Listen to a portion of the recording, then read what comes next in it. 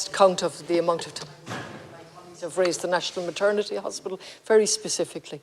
What progress has been made in acquiring the site, take it into public ownership so that the National Public Hospital can be built on a site owned by the public. Now, we've passed 3 motions, and on the last occasion you said motions don't build hospitals. But what motions do, when they're unanimously accepted in the Dáil, which they have been, is to tell you what the Dáil wants. So in that context, what progress has been made to acquire the site?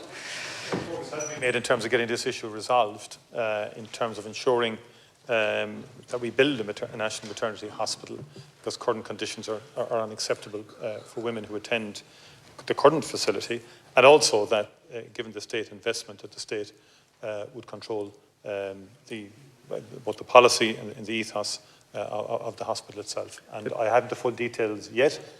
I'm hoping the Minister will be coming to Cabinet soon with a memorandum that we can then bring before the House.